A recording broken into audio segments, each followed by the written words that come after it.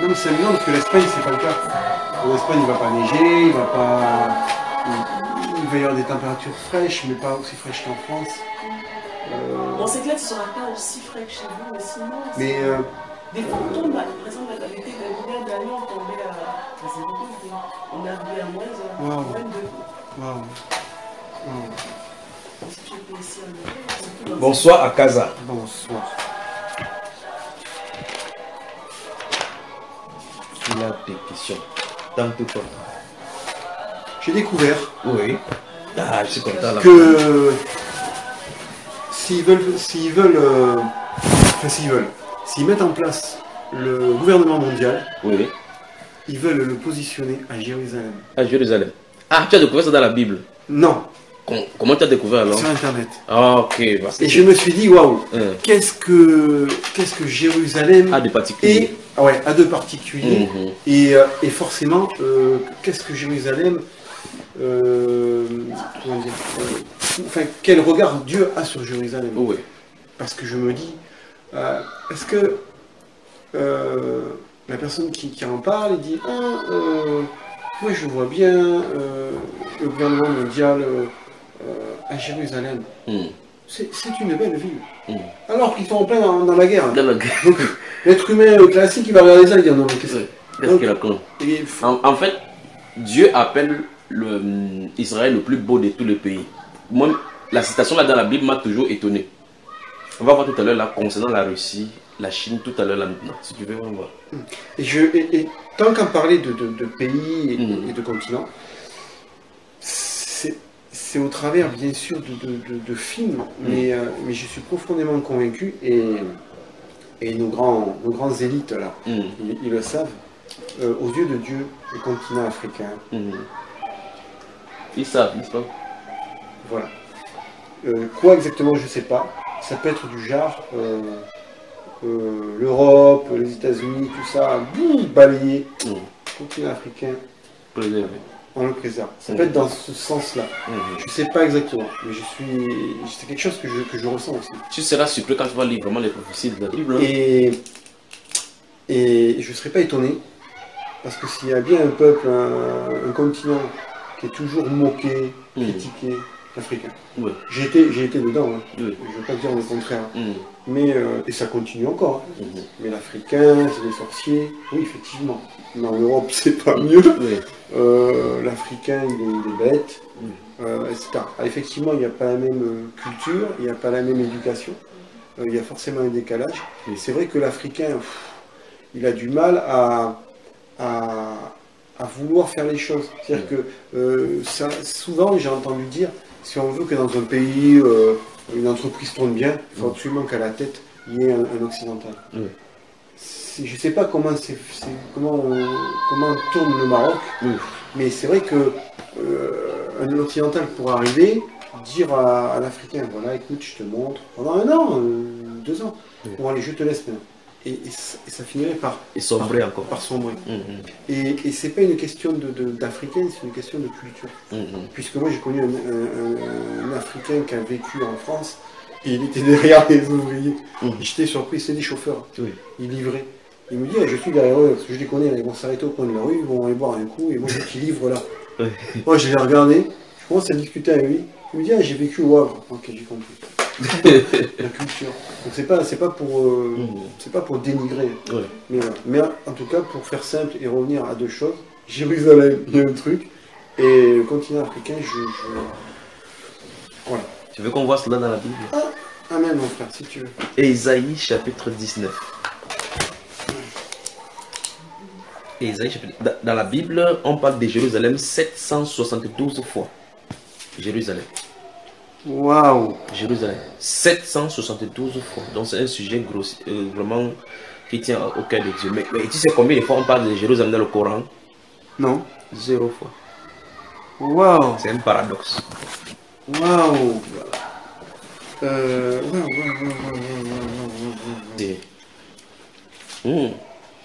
Bon, on va toucher le sujet de Jérusalem. On va parler un seul instant dans une des parties. Ici, on va parler de l'objet de la dévotion du Seigneur.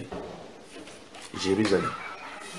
Donc, on va lire quelques passages là selon Jérusalem est vu comme un objet de dévotion. Oui, ça tient, Jérusalem tient au cœur de Dieu. C'est plein dans la Bible. Pendant que je viens de parler là, ça bouscule dans mon esprit là, comment saisir. Voilà, ok, merci Père. Allons dans le livre, j'ai dit quel livre déjà? Ésaïe 19, note Ésaïe 19, parce qu'on va y revenir en plein passé de prophétie. Allons dans le psaume.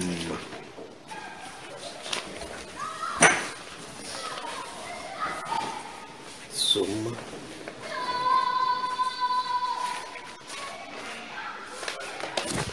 Wow. C'est un mot qui est fort, hein. Enfin, un mot, un objet de dévotion. Wow. Psaume combien, frère? Notons d'abord le psaume. Oh, c'est plein, hein. Note le psaume 121.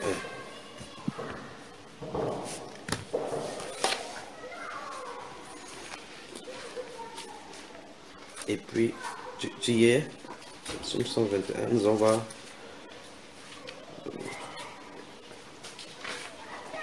Oui, j'y suis. Lis un peu. Je lève mes yeux vers les montagnes. D'où me viendra le secours? Le secours me vient de l'Éternel, qui a fait les cieux et la terre. Il ne permettra point que ton pied chancelle. Celui qui te garde ne sommeillera point.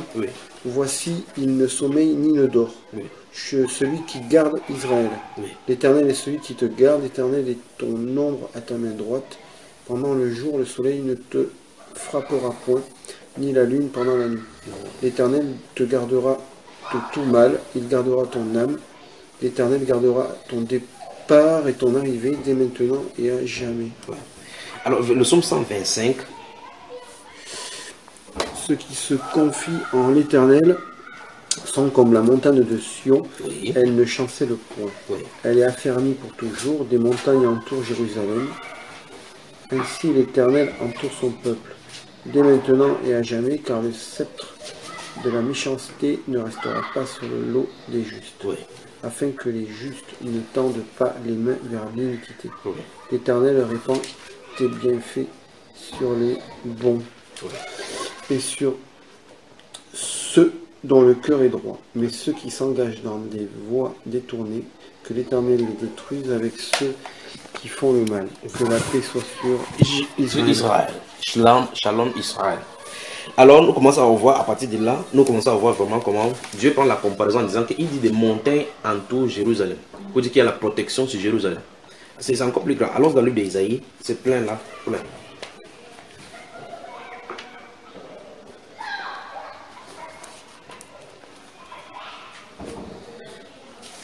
Ésaïe. Toujours le 19? Non, pas le 19 cette fois-ci. Chapitre 60.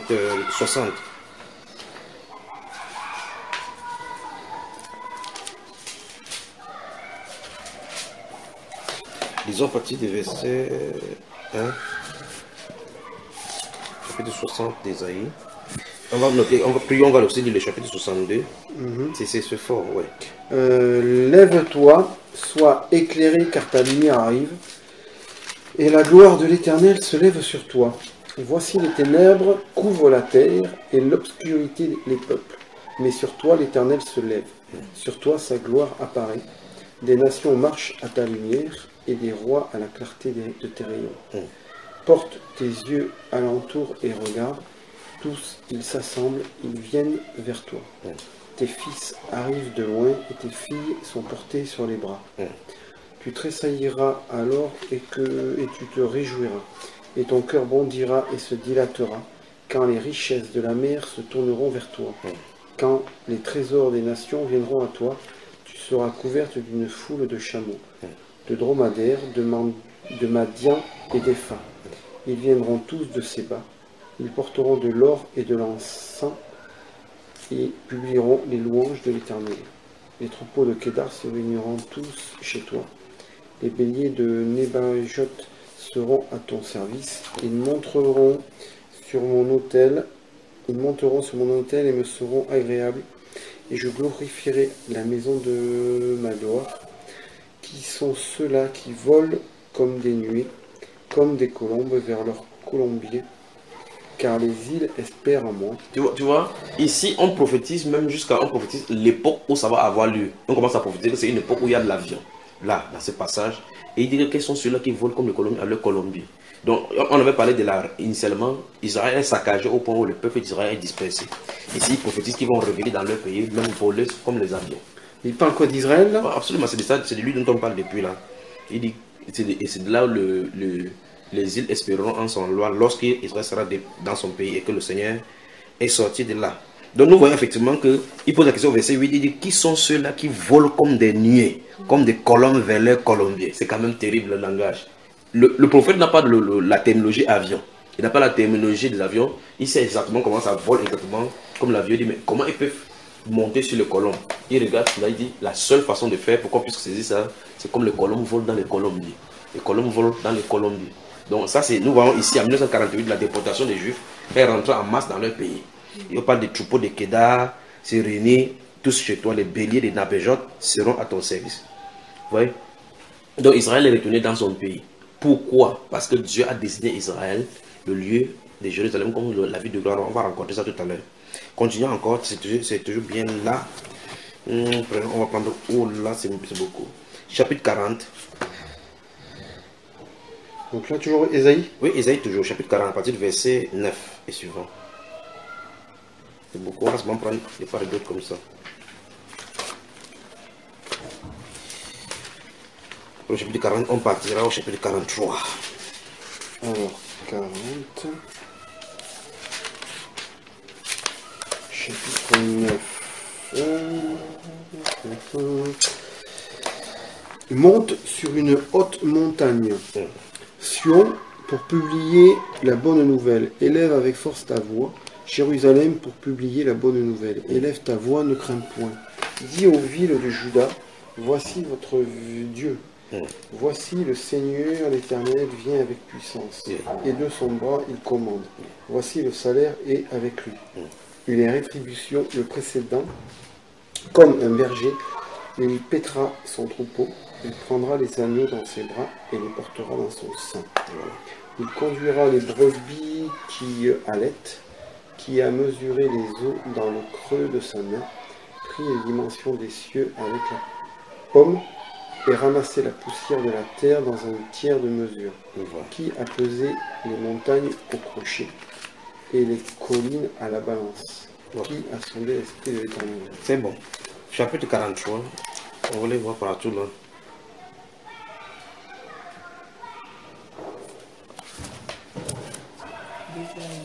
Isaïe toujours. Verset. À partir du verset 1 jusqu'au verset 5. 5. Oui. Ainsi parle l'Éternel.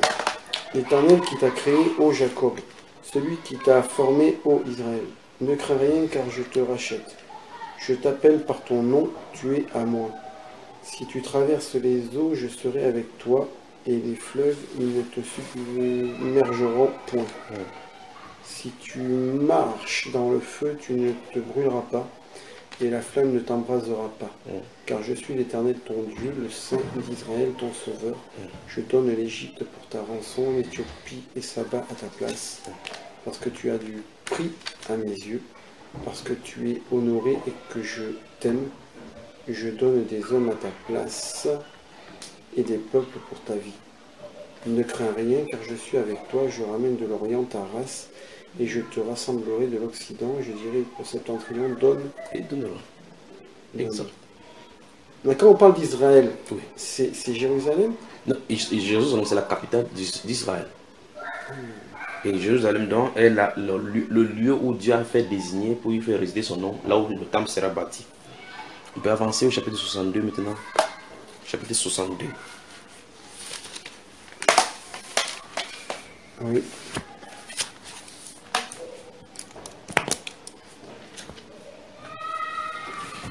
Chapitre 62 du prophète Ésaïe. Verset 1. Pour l'amour de Sion, je ne me tairai point. Pour l'amour de Jérusalem, je ne prendrai point de repos, jusqu'à ce que son salut paraisse comme l'aurore. et sa délivrance comme un flambeau qui s'allume. Alors les nations verront ton salut et tous les rois de ta gloire. Et l'on t'appellera de nom nouveau que la bouche de l'Éternel déterminera. Tu seras une couronne éclatante dans la main de l'Éternel, un turban royal dans la main de ton Dieu. On ne te nommera plus délaissé, on ne nommera plus ta terre des désolations, mais on t'appellera mon plaisir en elle, et l'on appellera ta terre épouse, car l'Éternel met son plaisir en toi, et ta terre aura un époux. Comme un jeune homme, l'Éternel met son plaisir en toi. Oui. Amen, amen. Comme un jeune homme s'unit à une vierge. Ainsi tes fils s'uniront à toi, et comme la fiancée fait la joie de son fiancé, ainsi tu feras la joie de ton Dieu. Tu entends ça? Continuons. Sur tes murs, Jérusalem, j'ai placé des gardes. Ils ne se tairont ni jour ni nuit. Vous qui rappelez le souvenir de l'Éternel, point de repos pour vous, et ne lui laissez aucun relâche, jusqu'à ce qu'il rétablisse Jérusalem et la rende glorieuse sur la terre. L'Éternel l'a juré par sa droite et par son bras puissant. Je ne donnerai plus ton blé pour nourriture à tes ennemis, et tes fils de l'étranger ne boiront plus ton vin, produit de tes labeurs. Mais ceux qui auront amassé le blé le mangeront et l'auront l'Éternel. Et ceux qui auront récolté le vin le boiront dans les parvis de mon sanctuaire. Voilà, donc c'est bon. Et donc, le prophète Isaïe dit ici clairement, c'est que le Seigneur dit, il dit qu'il a placé des gardes sur les murs de Jérusalem. Oui. Qu'il a placé des gardes sur les murs. Mais lorsqu'on se tourne avec l'actualité du Moyen-Orient, on a comme l'impression que la Bible est fausse. Mais les choses sont laissées dérouler exactement comme Dieu dit. S'il y a eu un pays ou bien une zone qui a eu beaucoup de conflits pendant des siècles et des siècles, c'est la zone du Moyen-Orient, concernant les Juifs et les musulmans. Et Dieu avait dit ça dans la Bible clairement, qu'il va rendre Jérusalem la pierre pesante du peuple sur la terre. Allons-y là, allons-y le doigt dans le livre de Zacharie. Zacharie c'est toujours avant Malachie là. Zacharie quelque part là, rapidement. Zacharie. On rentre doucement. On rentre là quelque part doucement. Zacharie. Prophète Zacharie.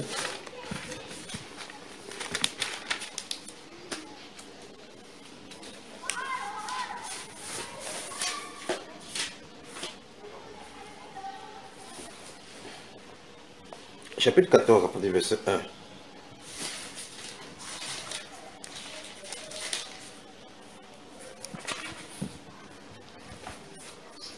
Voici le jour de l'Éternel arrive, et tes dépouilles seront partagées au milieu de toi. Je rassemblerai toutes les nations pour qu'elles attaquent Jérusalem. La ville sera prise, les maisons seront pillées et les femmes violées. La moitié de la ville ira en captivité, mais le reste du peuple ne sera pas exterminé de la ville. L'Éternel paraîtra et il combattra ces nations. Oui. Tu as vu ça? Les nations qui auront attaqué Jérusalem. Continuons. Comme il combat au jour de la bataille, ses pieds se poseront en ce jour sur la montagne des Oliviers, qui est vis-à-vis de Jérusalem du côté de l'Orient. La montagne des Oliviers se fondra par le milieu à l'Orient et à l'Occident, et il se formera une très grande vallée. Une moitié de la montagne reculera vers le septentrion et une moitié vers le midi. Vous fuirez alors dans la vallée de mes montagnes, car la vallée des montagnes s'étendra jusqu'à Hazel. Vous fuirez comme vous avez fui devant le tremblement de terre, au temps d'Osias, roi de Juda. Et l'Éternel mon Dieu viendra, et tous ses saints avec lui. En ce jour-là, il n'y aura point de lumière, il y aura du froid et de la glace. Ce sera un jour unique connu de l'Éternel, et qui ne sera ni jour ni nuit, mais vers le soir, la lumière paraîtra. En ce jour-là, les eaux vives sortiront de Jérusalem. De Jérusalem. Donc la bénédiction viendra de Jérusalem. Tous les pays qui voudront être bénis le voudront parce que Dieu est invoqué à Jérusalem. Continuons. Et couleront moitié vers la mer orientale, moitié vers la mer occidentale. Et il en sera ainsi été et hiver. Oui. L'Éternel sera roi de toute la terre. En Oui. ce jour-là, l'Éternel sera le seul éternel. Oui. Et son nom sera le seul nom. Tout le pays deviendra comme la plaine de Geba à Rimon. Au midi de Jérusalem, Jérusalem sera élevée et restera à sa place. Ça, ce sont les prophéties sur Jérusalem. Continuons.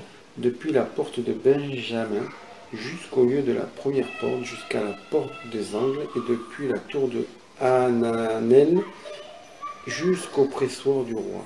On habitera dans son sein et il n'y aura plus d'interdit. Jérusalem sera en sécurité. Voici la plaie dont l'Éternel frappera tous les peuples qui auront combattu contre Jérusalem. Leur chair tombera en pourriture tandis qu'ils seront sur leurs pieds.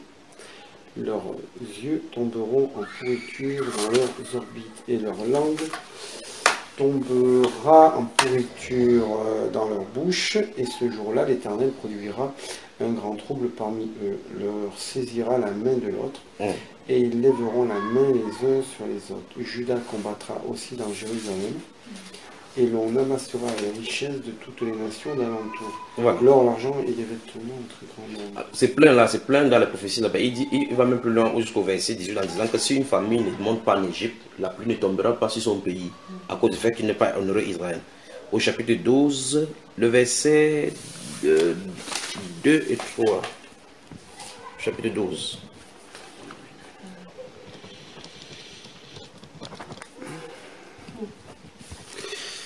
Toujours dans Zacharie, oui. dans Zacharie, Oui. C'est ce qu'il dit là. à partir du verset 1. Oui. Oracle, parole de l'Éternel sur Israël. Ainsi parle l'Éternel qui a étendu les cieux et fondé la terre, et qui a formé l'esprit de l'homme au-dedans de lui. Voici, je ferai de Jérusalem une coupe d'étourdissement pour tous les peuples d'alentour. Tu as vu ça? Donc, quand je vois dans les Nations Unies, les gens font des résolutions sur Jérusalem, diviser Jérusalem, j'ai ri. J'ai jamais fait attention à tout ce qu'ils font, autour pour de Jérusalem. En fait, le vrai problème du monde, tout le problème qui se trouve dans le monde, c'est à cause de Jérusalem. Tous les problèmes sans exception, c'est à cause de Jérusalem. Le monde souffre comme ça, c'est à cause de Jérusalem. Parce qu'en réalité, il y a un conflit sismique entre le bien et le mal concernant ces lieux-là. Tout à l'heure, on va y aller, on va encore rentrer dans Isaïe. Regarde, il dit, voici, je ferai, et c'est Dieu qui le dit, il dit, ainsi parle l'Éternel, oracle de Dieu, c'est l'Éternel, celui qui a formé l'esprit au-dedans de lui. Il a donné une signature, il dit, voici, je ferai de Jérusalem une coupe d'étourdissement. Quand on dit une coupe d'étourdissement, en fait, la coupe, quand quelqu'un est étourdi, c'est quand tu bois, par exemple, le vin. Tu bois le vin et puis ça te saoule. Oui. Donc, ça veut dire qu'il va faire, il a dit qu'il va créer des problèmes entre les hommes ici, concernant Jérusalem, où les gens ne sauront plus dans quel sens mettre la tête. On a vu des résolutions prises. Kofi Annan est venu, Ban Ki-moon est venu, tous les autres des secrétaires des Nations Unies sont venus proposer. Bill Clinton est venu faire des arrangements avec Yasser Arafat, mais il suffit d'un caillou, d'un Palestinien sur les casques d'un soldat israélien pour que, boum, ça recommence. Il suffit de cela, que ça recommence. Donc le moment arrive encore une fois de plus où toute l'attention du monde sera focalisée au Moyen-Orient. En fait, Jésus lui-même en parlant a donné le signe de son avènement en comparant, en prenant l'exemple au Moyen-Orient. Donc ici il dit quoi? Voici je ferai, verset 2, je ferai de Jérusalem une coupe d'étourdissement pour tous les peuples d'alentour. C'est quand même curieux. Si on avait la carte géographique ici, nonobstant du fait qu'il y a certains groupuscules maintenant qui parlent que Jérusalem c'est en Afrique, ainsi de suite. Nonobstant du fait que Israël, si nous prenions une carte moderne d'Israël, ça serait amusant. Israël est entouré totalement des Arabes, c'est surprenant. De l'est à l'ouest, de nord au sud, c'est entouré des que des pays arabes. Des pays arabes. Et ils forment une ligue arabe contre Israël. Mais jamais ils ne bousculent Israël. Bah, c'est étonnant. Ça te fait réfléchir aussi, toi? Oui, effectivement. Après, c'est vrai que j'ai jamais prêté attention donc, à la politique, on va dire, du Moyen-Orient et de Jérusalem. Après, je peux concevoir que personne va attaquer Jérusalem, et ça peut être éventuellement le travail de Dieu. Mais quelle est leur réflexion pour ne pas aller attaquer Jérusalem? Parce que Dieu, effectivement, il travaille, mais qu'est-ce qu'il met dans la tête pour qu'ils n'aient pas la tête sur Jérusalem? Parce qu'ils étaient pressés que l'ancien chef d'État de Jérusalem décède quand même. Oui. Ils étaient contents quand Ariel Sharon, quand il a fini par... le premier ministre israélien, qui était dans le coma là. Oui. Donc nous voyons effectivement la carte d'Israël là, Israël, parce qu'Israël est entouré, il y a la Jordanie de ce côté ici, nous voyons le canal des Suez ici où il y a chaque fois des combats, voilà, et le quai de l'autre côté là-bas. En bas nous voyons au sud là, nous voyons ici, ouais, les pays arabes, là au nord, Il faut savoir que depuis... le Liban, ainsi de suite, Amman, Chypre. Alors, on a toujours été, on a toujours eu des pieds au Liban, hein. Oui. Et depuis un peu plus, depuis 1 an et demi, ouais. Oui. On a mis les pieds en Jordanie. Oui. Pourquoi? Pour faire le tour, n'est-ce pas? Ben, C'est pour les missions. ouais. Alors c'est pour être proche de mince, parce qu'en fait c'est pas Israël, hein. Ils disent pas que c'est Israël. Mais c'est pour être proche de, je sais plus si c'est l'Afghan ou si c'est l'Irak. Mais on s'est positionné. L'Afghanistan. Mais c'est stratégique, les postes militaires stratégiques. Oui, mais moi ce que je constate, c'est que comme par hasard, on est aussi quand même collé à Israël. Non, c'est à Israël, c'est Israël qui a le problème. Je vais te le montrer ici, là. C'est Israël le problème. Puisque maintenant, avant je me disais, tiens, si une armée est là, c'est pour, je sais pas, le pétrole, le gaz, peu importe, des ressources naturelles. Oui. Et puis souvent, on s'apercevait que je sais pas si la France si la France disait, tiens, on va là, on s'apercevait qu'il y avait des entreprises françaises, par exemple. Ok, très bien. Et puis c'est vrai que c'est ce qui se dit facilement.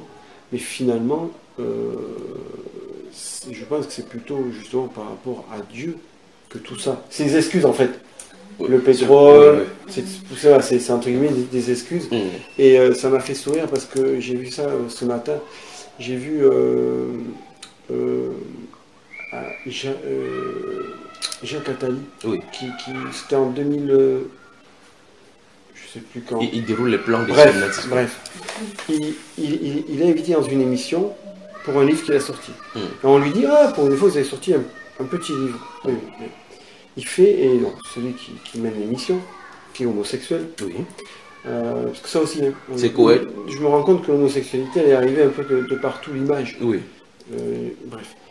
Et il lui dit, vous aviez prédit une crise économique en 2009, et puis il dit, ben non, finalement, c'est arrivé en 2007 ou 2008. Mais ça venait d'arriver. Et en fait, il explique, il dit oui, mais c'est normal, c'est parce que voilà, on a dit aux Américains que même s'ils n'avaient pas d'argent, ils pourraient quand même acheter leur maison. Enfin, il explique les histoires de crédit, de ce qu'ils appellent les subprimes.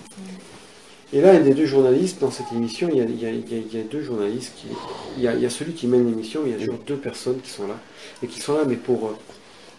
c'est souvent le cas, attaquer la personne. Il dit oui, mais attention, la personne. Voilà. Et là, ils lui disent, à un moment donné, il y en a un qui alors déjà, celui qui mène l'émission, tu lui dis, il dit, mais vous êtes un prophète, vous aviez prédit qu'il allait y avoir des problèmes économiques, et puis c'est arrivé. Dans ma tête, je me suis dit, mon Dieu. Ils n'ont pas compris qu'il avait prédit ça parce que c'était... Ce sont des choses qui se préparent. Qui se préparent. Dans ça, déjà.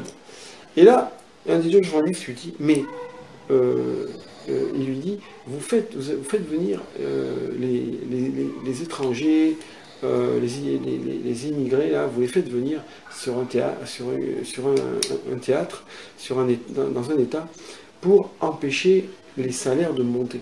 C'est-à-dire que moi, par exemple, je suis français, mon salaire ne va jamais augmenter, il va toujours rester stable, parce qu'ils font venir donc tous ces immigrés. Les main-d'œuvre. Et comme la main-d'œuvre, parce que vous faites venir un immigré, que ce soit un Africain ou même un Roumain, lui, vous lui dites travaille pour 1000 €, il va dire oui. Déjà, 1000 €, il ne sait pas ce que c'est dans son pays. Comme quand j'ai demandé à Francis, je lui ai dit c'est quoi le salaire moyen ici, ça équivaut à 250 €. On dit à un Marocain qui vit ici depuis longtemps et qui a connu le travail ici, on lui dit je te propose 1000 € dans son esprit. Donc si le Français, lui, il travaille à 1500 € parce que c'est ce qu'il faut pour vivre en France, et que forcément c'est tu. Et donc il explique ça. Ça l'a tellement braqué, parce qu'il n'a pas pu trop se défendre. Voilà. Il a quitté l'émission. C'est un tenant sur le plateau. Il a quitté sur le plateau. Il a quitté. Parce qu'on a touché là où il ne fallait pas toucher, quoi. Voilà. En fait, on connaît déjà tout ce qu'ils sont en train de En fait, dès qu'on commence à mettre en avant les plans, oui.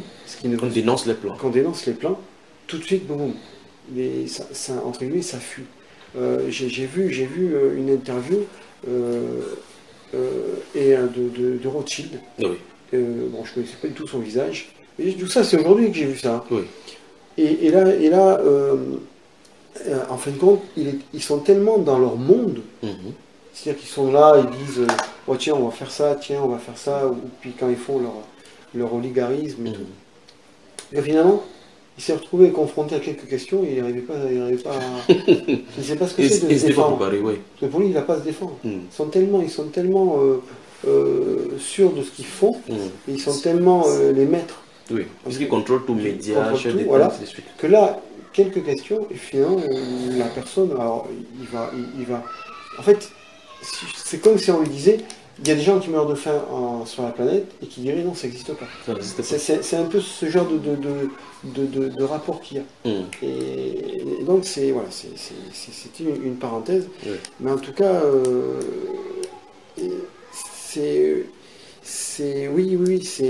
ça serait... Donc, il voudrait aller à Jérusalem. Mais la question, c'est quel est le but de Jérusalem? Lorsque nous comprenons donc les Rothschild avec les CBN ou CNA, les groupes de 13, quel est le but qui contrôle dans les ténèbres? Nous voyons clairement que c'est Lucifer qui les contrôle. Oui. Et donc sur le plan physique, il y aura une manifestation physique de Lucifer, tôt ou tard. Oui. Et là, il y aura des accueils, des infrastructures pour l'accueillir. Oui.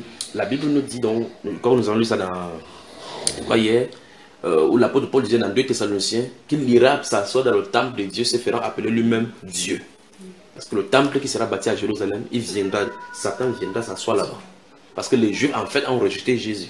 Et Jésus avait prophétisé que je suis venu au nom de mon Père, vous ne me recevez pas. Mais si un autre vient en son propre nom, vous le recevrez. Donc le Seigneur dit que, comme ils ont rejeté le Christ, ils vont accepter d'abord l'Antichrist. Jésus a prophétisé. Donc ils vont devoir accepter l'Antichrist. Et quand tu suis les rabbins juifs donner les interprétations des Écritures, l'interprétation chrétienne de l'Écriture, on comprend clairement que eux, dans les Écritures, ils dénichent l'Antichrist comme leur Messie. C'est-à-dire qu'un rabbin juif, le fait que ses ancêtres ont rejeté Jésus, quand il lit la Bible, comme nous avons ici, l'Écriture, quand il lit l'Écriture hébraïque, les passages dont on parle de l'Antichrist, c'est ça, il comprend que c'est de Christ dont il est question. Et par conséquent, ils sont voilés pour recevoir l'Antichrist d'abord. C'est ce qui est prévu dans les prophéties bibliques. Continuons dans les prophéties bibliques concernant Israël. Allons dans le livre de... On va prendre Jérémie maintenant. Jérémie. Alors maintenant, c'est un groupe dit chrétien, par conséquent, les témoins de Jéhovah par exemple, rejettent carrément l'existence d'Israël. Ah mais alors, eux, ils vivent sur leur planète. Oui. Moi, je les ai côtoyés. Qui ça, des témoins de Jéhovah? Témoins de Jéhovah. Oui. En France. Oui. Je les ai côtoyés très peu de temps. Oui. C'est ma femme qui a eu...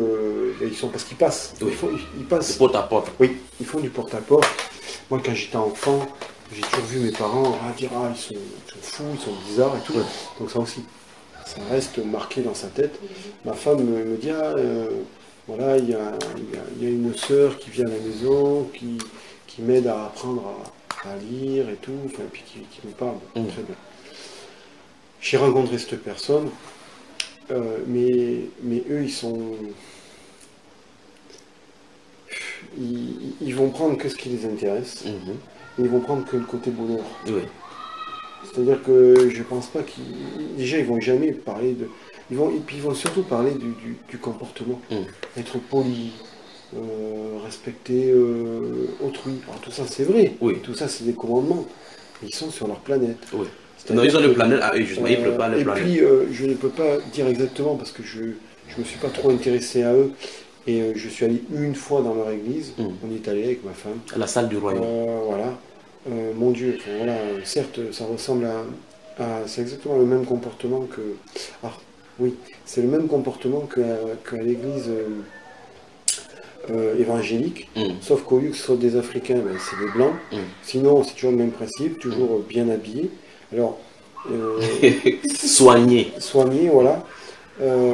Mais la différence, c'est qu'il y a beaucoup moins Il n'y a pas toutes ces démonstrations que l'Africain peut faire. Ah, bonjour mon frère, à la fin du culte. Tout est régularisé. Voilà, tout est beaucoup plus calme. Mais voilà. Après, mais je me suis aperçu que c'était pas non plus le diable, si on peut dire ça comme ça. Oui. Il y a pire. Oui. Voilà, écoutez, mes parents, en fait, ils ont toujours été mal vus, parce qu'on dit tout le temps, en fait, ils ont toujours fait référence à l'argent. Et en fait, c'est comme les églises évangéliques. C'est-à-dire qu'on inculque qu'il faut donner les 10% de son revenu. Donc, en fin de compte, quand il y a quelques personnes qui savent que, oh là, ouais, mais ils donnent de l'argent, ah bon, ils donnent de l'argent. Et donc, ils ont l'impression que c'est que le mal. Effectivement, il y a du mal là-dedans. Mais il y a quand même des bases intéressantes. Chez les témoins de Jéhovah, comme chez beaucoup d'autres pasteurs, etc. Il y a quand même du bon. Sinon, je ne serais peut-être pas aujourd'hui devant vous, enfin avec vous, en train de parler. Donc c'est pour ça. Mais les témoins de Jéhovah, je ne sais pas comment. Je ne sais pas s'il y en a en Afrique. Oh non, mais ils sont partout. Ils sont partout. Voilà. Alors déjà, parce que le problème c'est que je ne peux pas parler de toutes les églises évangéliques en France. Mais je vais que dans une, donc je ne sais pas. Mais déjà, je te l'ai dit l'autre jour. Déjà, un jour, il y a quelques temps, il y a un an maximum. Le pasteur arrive le dimanche. Bon, mes frères, bonjour et tout, voilà, nous allons pas. C'est fini. Maintenant, nous n'allons plus parler du diable, de l'enfer, je ne sais plus quel mot employer, mais on ne parle plus de lui, parce que Jésus a marché sur lui. Je me suis dit, ok, mais Jésus a marché sur lui. Effectivement, il ne faut pas qu'on ait peur de Satan. Ok. Mais moi, ça m'a choqué qu'on dise, on ne parle plus de lui. Parce que ça veut dire que c'est comme si on l'ignorait. Il est là. Mais il est là, et il va justement régner là en maître, parce qu'on ne parlera plus de lui, il sera assis avec lui. Peut-être que c'est même lui qui a donné le commandement. Alors, les témoins de Jéhovah sont l'un des groupes chrétiens qui a mis totalement les Juifs de côté, Israël de côté. Et ils ont pris la place, et chaque partie de l'écriture qui se réfère à Israël, ils prennent cela pour eux. Ils disent Dieu leur donnait cela. Jérémie chapitre 31, après avoir lu Jérémie, nous allons dans le Nouveau Testament cette fois-ci. Chapitre combien? Chapitre 31. Jérémie chapitre 31, nous allons lire les versets 31 à 37, je crois bien. Voilà, à 38, de 31 à 38, c'est bon. Chapitre Jérémie 31, oui. Verset 31 à 38. On va lire, on va voir donc ce que Dieu a dit par rapport à Israël, parce que c'est ça qui fait que les gens ont ignoré tout le dessein de Dieu concernant Israël particulièrement. Allons-y. Voici les jours viennent, dit l'Éternel, où je ferai avec la maison d'Israël et la maison de Juda une alliance nouvelle. Oui. Non comme l'alliance que je traitais avec leur père.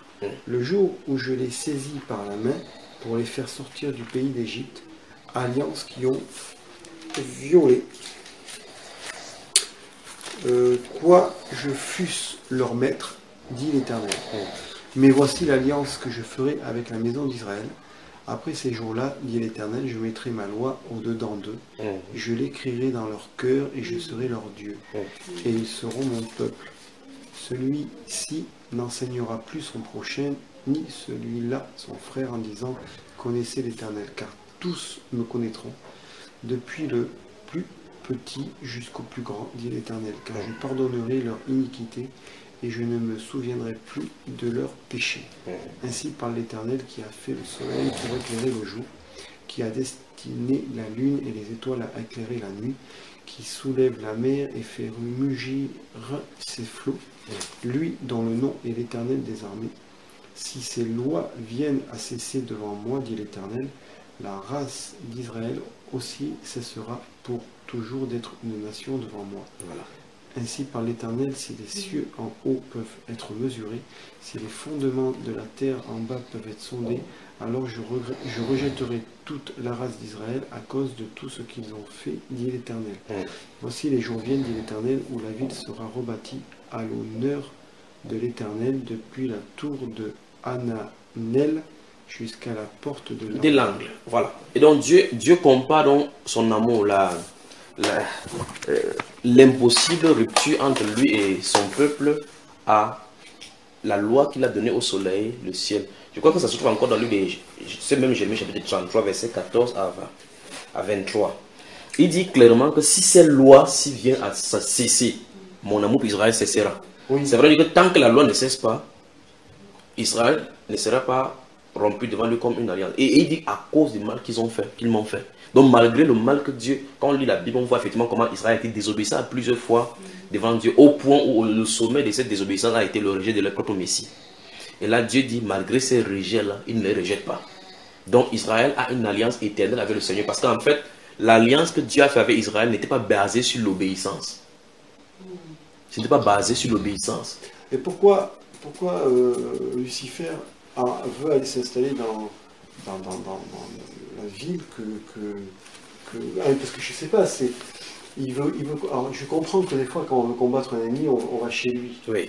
Mais bon, alors moi, parce que là bon, en lisant tout ça, il y a beaucoup de choses que j'ai du mal à comprendre parce que voilà, je ne maîtrise pas la parole. Oui. Et ce que j'ai compris, c'est au début. J'ai compris qu'en fin de compte, nos grands amis, là, quand ils vont décider de bâtir le bâtiment qui va servir au gouvernement mondial, ils vont les laisser le construire. Absolument. Mais eux, ils vont croire que c'est pour le gouvernement. Oui. Mais en fin de compte, il ne servira pas au gouvernement. Enfin, peut-être oui. il y a une période où il une va extension, servir. oui. Mais ce qui est sûr, c'est qu'il va les laisser faire parce que lui, il veut que ce soit... Enfin, Dieu va s'en servir pour Il va s'en sortir, absolument. Absolument.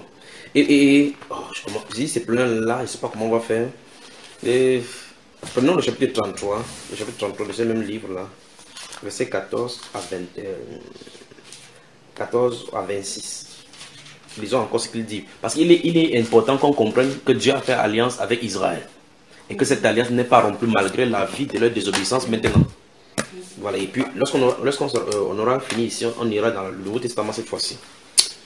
Donc, 14.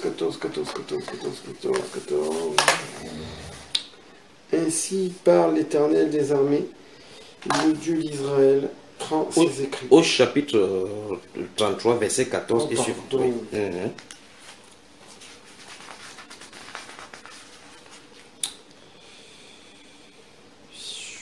Voici les jours viennent, dit l'Éternel. Oui, j'accomplirai la bonne parole que j'ai dite sur la maison d'Israël et sur la maison de Juda. Et ces jours, et en ce temps-là, je ferai éclore à David un germe de justice.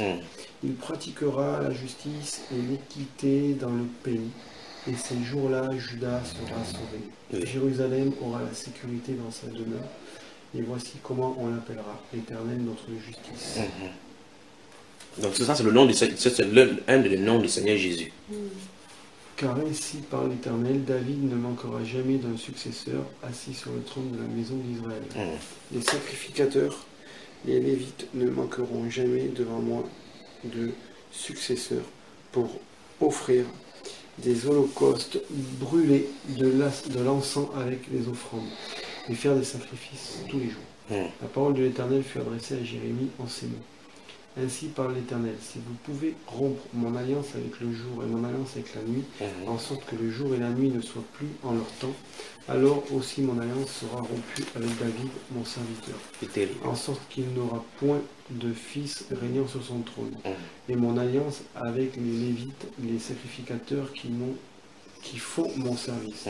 De même qu'on ne peut compter l'armée des cieux, ni mesurer le sable de la mer. De même, je multiplierai la postérité de David, mon serviteur, et les Lévites qui font mon service. La parole de l'Éternel fut adressée à Jérémie en ces mots. N'as-tu pas remarqué que ce que disent ces gens, les deux familles de l'Éternel avaient choisi et il les a rejetés? Et c'est ça qui est intéressant. Ce qui est intéressant, c'est que ce que la Bible dit, c'est ce que les gens font. Il dit, n'as-tu pas remarqué ce que disent ces gens? Il dit que les deux familles que l'Éternel avait choisies, il les a rejetées. Et les gens disent aujourd'hui, non. Dieu a rejeté son peuple, Maintenant, Dieu leur répond ici, dans la Bible. En fait, c'est pas Dieu qui a rejeté le peuple, c'est le peuple qui a rejeté Dieu. Oui, en fait, c'est vice-versa. Ils se sont joués les ping-pong entre les deux. Donc Dieu les a aveuglés, ils les ont rejetés. C'est ce type-là. Continuons. Ainsi, il méprise mon peuple, au point de ne plus le regarder comme une nation. Et c'est exactement ce qui arrive.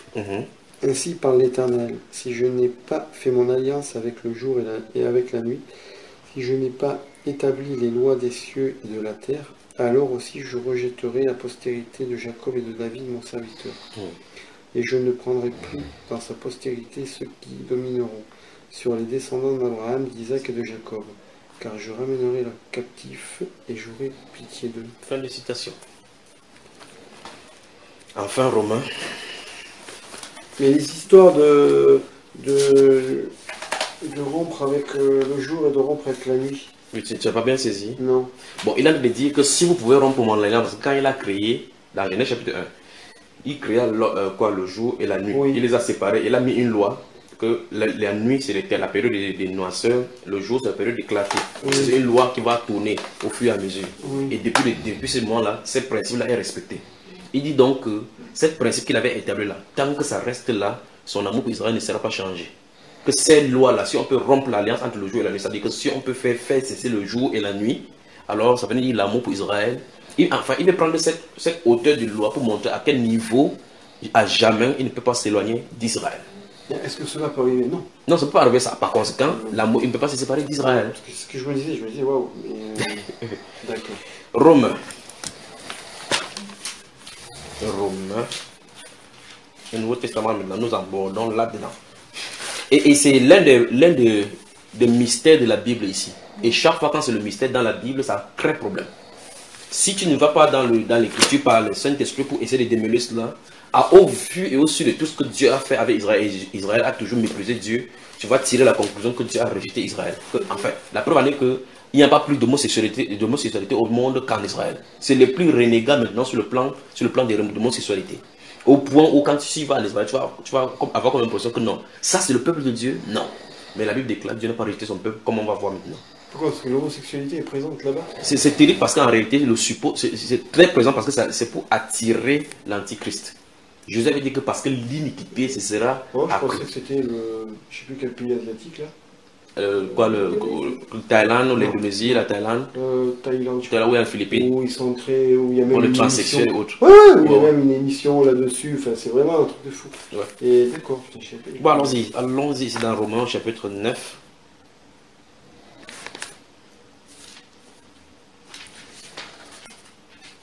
Verset 1.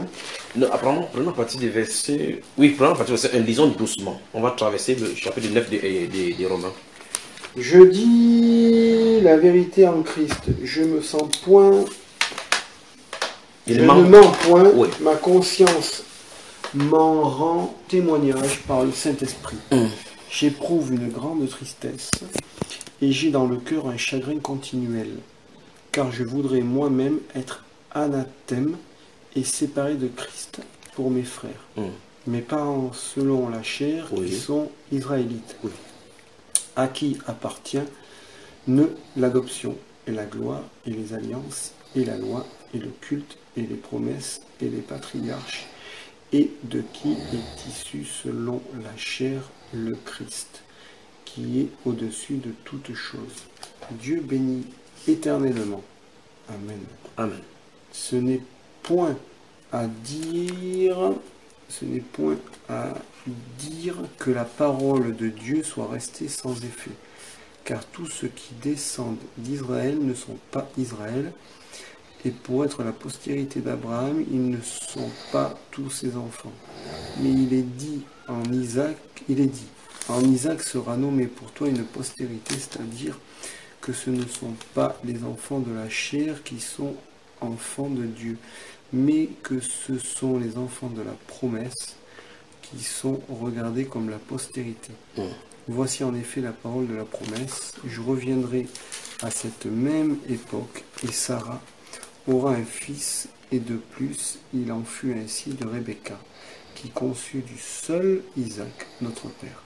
Car quoique les enfants ne fussent pas encore nés, et qu'ils n'eussent fait ni bien ni mal, afin que le dessein d'élection de Dieu subsistât sans dépendre des œuvres, et par la seule volonté de celui qui appelle. Il fut dit à Rebecca: l'aîné sera assujetti au plus jeune, selon qu'il est écrit. J'ai aimé Jacob et j'ai haï Ésaü. Que dirons-nous donc? Y a-t-il en Dieu de l'injustice? Loin de là. Car il dit à Moïse: je ferai miséricorde à qui je fais miséricorde, et j'aurai compassion de qui j'ai compassion. Ainsi donc, cela ne dépend ni de celui qui veut, ni de celui qui court, mais de Dieu qui fait miséricorde. Car l'Écriture dit à Pharaon, je t'ai suscité à dessein pour montrer en toi ma puissance, et afin que mon nom soit publié par toute la terre. Ainsi il fait miséricorde à qui il veut, et il endurcit qui il veut. Tu me diras, pourquoi blâme-t-il encore? Car qui est-ce qui résiste à sa volonté? Aux hommes, toi plutôt, qui es-tu pour contester avec Dieu? Le vase d'argile dira-t-il à celui qui l'a formé, pourquoi m'as-tu fait ainsi? Le potier n'est-il pas maître de l'argile pour faire avec la même masse un vase d'honneur et un vase d'un usage vil? Et que dire si Dieu, voulant montrer sa colère et faire connaître sa puissance, a supporté avec une grande patience des vases de colère formés par la perdition, et s'il a voulu faire connaître la richesse de sa gloire envers des vases de miséricorde qu'il a d'avance préparés pour la gloire. Courage, continue. Ainsi nous a-t-il appelés, non seulement d'entre les Juifs, mais encore d'entre les païens, selon qu'il le dit dans Osée. J'appellerai mon peuple celui qui n'était pas mon peuple, et bien-aimé, celle qui n'était pas la bien-aimée.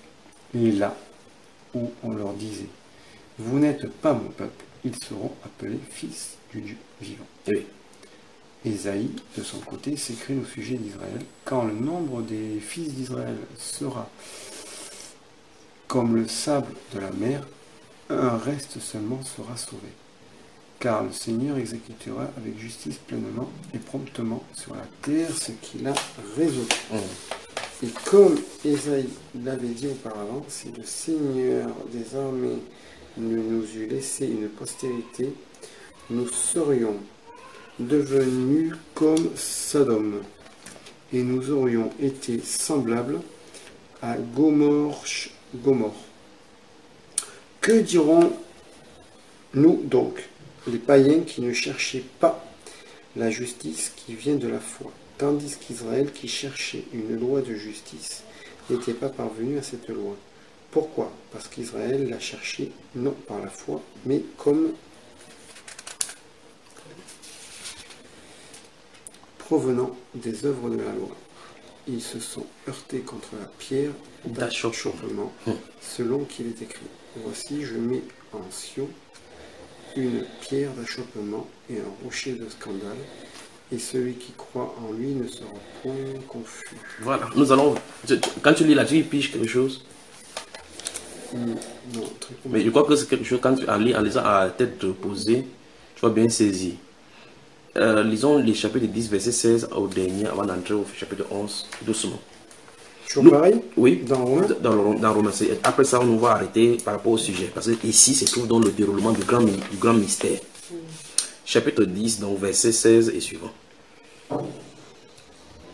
Mais tous n'ont pas obéi à la bonne nouvelle. Aussi Ésaïe dit-il, Seigneur, qui a cru à notre prédication? Ainsi la foi vient de ce qu'on entend, et ce qu'on entend vient de la parole de Dieu. Mais je dis, n'ont-ils pas entendu? Au contraire, leur voix est allée par toute la terre, et leur parole jusqu'aux extrémités du monde. Mais je dis, Israël ne l'a-t-il pas su? Moïse le premier dit, j'exciterai, parce que c'est important. J'exciterai votre jalousie, parce qu'il n'est point une nation, je provoquerai votre colère par une nation sans intelligence. Oui. Et Ésaïe pousse la hardiesse jusqu'à dire, j'ai été trouvé par ceux qui ne me cherchaient pas. Je me suis manifesté à ceux qui ne me demandaient pas. Mais au sujet d'Israël, il dit, j'ai tendu mes mains tout le jour vers un peuple rebelle et contredisant. Chapitre 11 maintenant, on tombe rapidement, directement là. Je dis donc, Dieu a-t-il rejeté son peuple? Loin de là. Voilà. Donc ça veut dire que la question posée dans cette phrase est répondue directement.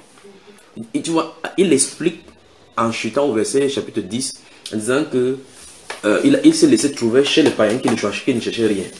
Alors qu'Israël, chaque Dieu tendait les mains, c'est un peuple contradisant et rebelle. Après, subitement, la question est posée. Eh bien, dans ces cas, est-ce que Dieu a rejeté son peuple? Il dit loin de là, ça dit jamais, Dieu n'a pas rejeté son peuple. Donc en réalité, Dieu n'a pas rejeté Israël. Israël est dans un processus de travail avec le Seigneur dans son plan de rédemption. Israël, le peuple juif, le peuple d'Israël est dans un processus de prophétie selon qui est écrit de lui. Parce qu'en fait, à la fin de compte, comme on va lire ici, Dieu va encore revenir prendre Israël. Allons-y. On continue dans le, oui, chapitre 11 là. Dans le 11. Oui.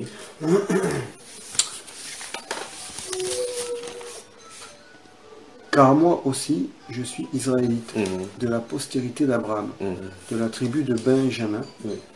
Dieu n'a point rejeté son peuple. Je crois que c'est un peu plus clair là maintenant. Connu d'avance. Voilà, donc Dieu n'a pas rejeté son peuple. Et il a dit, il s'agit d'Israël ici. Donc le contexte montre que c'est Israël, Israël, parce qu'il se présente lui-même comme étant israélite. Il veut dire, si Dieu en réalité avait rejeté son peuple, forcément il m'aurait aussi rejeté moi, qui suis aussi un Israélite. Oui, continuons. Ne savez-vous pas ce que l'Écriture rapporte d'Élie, comment il adresse à Dieu cette plainte contre Israël? Seigneur, ils ont tué tes prophètes, ils ont renversé tes autels, je suis resté moi seul, et ils cherchent à m'ôter la vie. Mais quelle réponse Dieu lui fait-il? Je ne me suis réservé 7000 hommes qui n'ont point fléchi le genou devant Baal. De même aussi, dans le temps présent, il y a un reste, selon l'élection de la grâce. Oui. Or, si c'est par grâce, ce n'est plus par les œuvres, autrement la grâce n'est plus une grâce. Ici, c'est par les œuvres, ce n'est plus une grâce, autrement l'œuvre n'est plus une œuvre. Oui. Quoi donc? Ce que Israël cherche ne l'a pas obtenu, mais l'élection l'a obtenu, tandis que les autres ont été endurcis. Alors, c'est bon ici. Ici, c'est très intéressant. Là, le prophète, l'apôtre Paul disait quoi donc? C'est qu'Israël cherche, il ne l'a pas obtenu. Parce qu'on a dit clairement qu'il cherchait la justification par la loi. Dieu ne lui a pas accordé la justification par la loi, parce que la justification ne vient pas par les œuvres de la loi, mais par la foi. Mais il dit, mais l'élection l'a obtenu. Dieu, sachant qu'Israël tomberait sur la pierre d'achoppement, l'a d'avance choisi pour être élu, en traversant cette pierre d'achoppement, tout en échouant sur cette pierre. C'est terrible comme mystère de Dieu. Et il tandis que les autres ont été endurcis. Donc ça veut dire que pendant que Dieu avait choisi Israël, il a laissé les autres dans l'endurcissement parce que les autres peuples n'avaient rien fait pour ne pas recevoir la loi de Dieu. Dieu a aussi choisi un peuple et voici les autres peuples ici. Il avait son attention focalisée sur le peuple d'Israël. Il leur donne la loi, il les dirige, tandis que les autres peuples n'en ont pas. Et il le fait exprès parce que c'est lui qui est le créateur. Il les a créés tous comme Israël, mais il s'est choisi un peuple au travers duquel il va montrer ses lois et ses miséricordes. Verset 25 directement, 25 et 26, on arrête là, parce que c'est long. Si on veut commencer là. Car je ne veux pas, frères, que vous ignorez ce mystère, afin que vous ne vous regardiez point comme sages. C'est qu'une partie d'Israël est tombée dans l'endurcissement, jusqu'à ce que la totalité des païens soit entrée. Et ainsi tout Israël sera sauvé selon qu'il est écrit. Le libérateur viendra de Sion, et il détournera de Jacob les impiétés. Fin de citation. Donc en fin de compte, il nous explique ici que le but pour lequel Dieu a fait cela, c'était pour sauver les païens. En fin de compte. Donc pourquoi Israël est comme ça? C'est à cause de toi, de la France, des États-Unis, du Cameroun, de toutes les autres nations. C'est à cause de cela que les Israéliens sont comme ça. Tu vois? Mais le truc, c'est que ça dure longtemps. Absolument. Oui. Voilà, c'est qu'il y a des générations et des générations. Des générations et des générations. Qui passent. Et on ne peut rien y faire partie. Il a désigné ainsi. Maintenant, moi je vais lire maintenant la suite, puisque tu as posé cette question là maintenant. Dans la suite se trouve donc contenu la réponse à ce problème des générations. Il dit, verset 27, et ce sera mon alliance avec eux lorsque j'ôterai leurs péchés. En ce qui concerne l'évangile, ils sont ennemis à cause de vous. L'apôtre Paul parle aux païens, dans ceux des autres nations. Mais en ce qui concerne l'élection, ils sont aimés à cause de leur frère, car Dieu ne se répand pas de ses dons et de son appel. De même que vous avez autrefois désobéi à Dieu et que par leur désobéissance, vous avez maintenant obtenu miséricorde. De même, ils ont maintenant désobéi afin que par la miséricorde qui vous a été faite, ils obtiennent aussi miséricorde. Donc, le verset 25 nous explique que le but, Israël va rester dans ces conditions jusqu'à ce que la totalité des païens soit entrés. Donc, dans le monde entier, si on prend le globe terrestre, Oui. il y a le spot dans la localité d'Israël et le Oui. peuple juif qui s'y trouve. Oui. Ceux-ci sont aimés à cause de leur père. Et la Bible précise que ce n'est pas tous ceux qui sont laissés sur la terre qui sont des gens dont il parle. Ce sont des gens connus d'avance par lui, dans ce peuple-là. Alors tout le reste du peuple qui n'avait pas la loi de Dieu, qui n'était pas aimé de Dieu, Dieu a fait table rase avec Israël, mis une pause sur Israël pour se tourner avec la Bible vers les nations maintenant. C'est pour ça que l'évangile est prêché à gauche, prêché à droite, repentez-vous, ainsi de suite. Lorsque ce sera terminé, le but pour lequel l'évangile est prêché, c'est pour faire venir les brebis qui doivent entrer. Quand ils vont entrer, la totalité, selon que Dieu connaît, comme on a de le voir ici, il se tournera de nouveau à Israël. Il a dit le libérateur viendra des Sion. On a vu dans Zacharie aujourd'hui qu'il va poser son pied sur les montagnes des Oliviers. On a vu cela, il va venir à Jérusalem, il va ôter le péché en un seul jour. En ce temps-là, il se focalisera encore sur Israël. Les nations seront en désordre. Tous se tourneront encore vers Jérusalem pour vivre cela. Ce sont les mystères de Dieu là maintenant.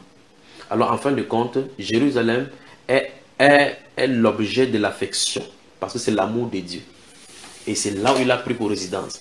On appelle Jérusalem la ville du grand roi. Jésus lui-même en personne avait dit, ne jurez même pas par Jérusalem, parce que c'est la ville du grand roi. Donc on ne doit pas dire, ne te jure par Jérusalem. Tu ne dois pas le faire. Parce que c'est la ville du grand roi. Et c'est lui le grand roi. Parce qu'il va régner à Jérusalem, à partir de Jérusalem. Donc Jérusalem, en réalité, le centre du monde n'est pas là.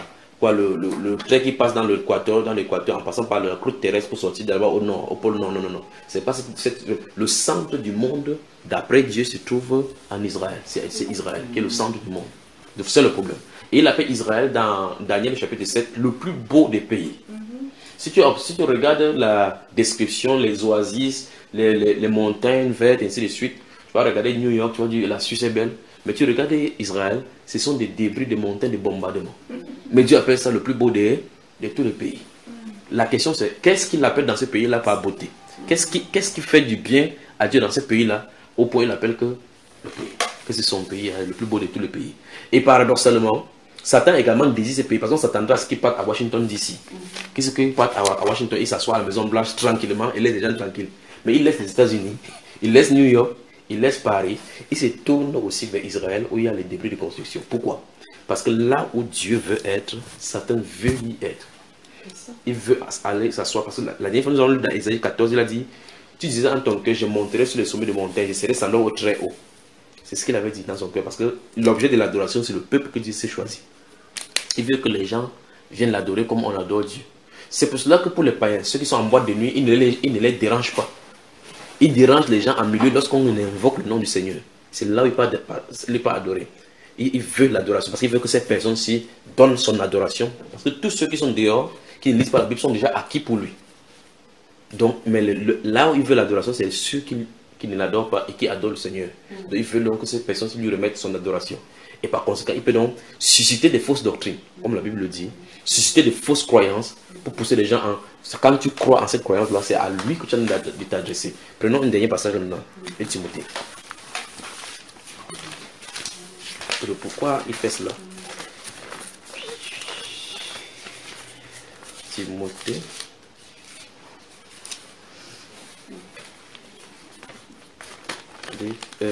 De Timothée. C'est 1 ou 2? 2 Timothée.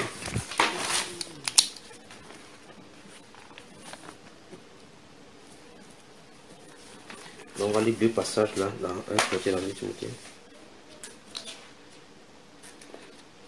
Bon, regardons le verset chapitre 4 de 2 Timothée. Le chapitre 4 de 2 Timothée. Le verset 2 à 5. Je prends tout simplement ça pour montrer qu'au milieu chrétien, donc, se trouvent donc les choses concoctées dans le monde des ténèbres. Utiliser cela, dès que ces choses sont imposées aux croyants, les croyants adorent Satan en appelant le nom de Dieu. Allons-y. Le 2, il commence à quoi? Prêche. Ah d'accord. Comme il n'y a pas de point, c'est pour ça. Prêche la parole, insiste en toute occasion, favorable ou non, reprend, censure, exhorte avec toute douceur et en instruisant. Oui. Car il viendra un temps où les hommes ne supporteront pas la saine doctrine, mais ayant la démangeaison d'entendre les choses agréables, ils se donneront une foule de docteurs. Selon leurs propres désirs, détourneront l'oreille de la vérité et se tourneront vers les fables.